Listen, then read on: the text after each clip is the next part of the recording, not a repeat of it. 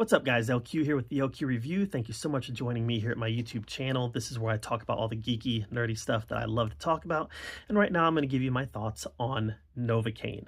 So I went to see it this weekend and I really liked the trailers. I liked the idea of having a normal, everyday guy who happens to have this affliction where he can't feel pain. This guy who lives in a bubble, you know, always constantly planning for the worst, eating his food through smoothies, having tennis balls over all the sharp edges in his apartment, keeping a timer on so he remembers to use the bathroom. I thought this guy was really interesting. And then he meets somebody and he falls in love and she challenges him. You know, she gets him to chew his food, you know, to eat hard food and chew it. She gets him to step out of his comfort zone. And that, you know, relationships can do that. Relationships can cause us to get out of our comfort zone and grow in a good way. So all of that seemed very authentic to me. And by the way, I thought Amber Midthunder was phenomenal in this role. I thought she was good in Prey. Don't get me wrong. This is the second thing I've seen her in, and I thought she was phenomenal. I want to see her in more things.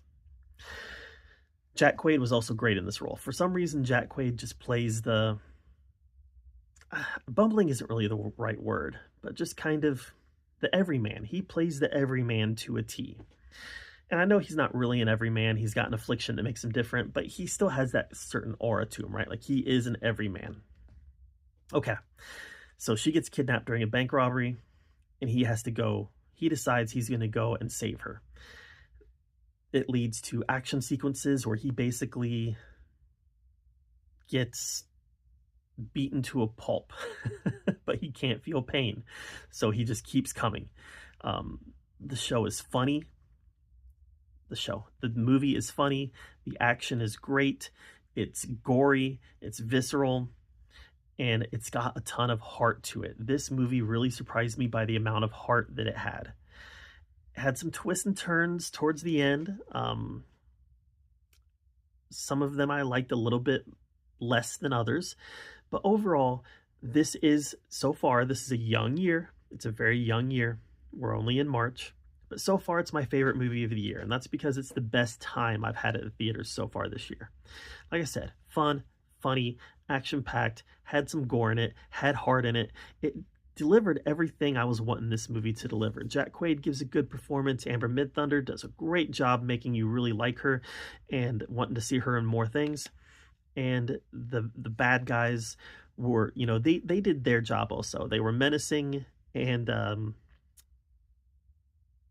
not going to spoil anything, but they took some punishment as well. So I am recommending Novocaine. I think it was a lot of fun, and it was something that should be seen in the theaters. Again, young year. It won't be my favorite movie of the year. I'm certain of that. But if I were to give it a score out of 10, I would give it a 7.5.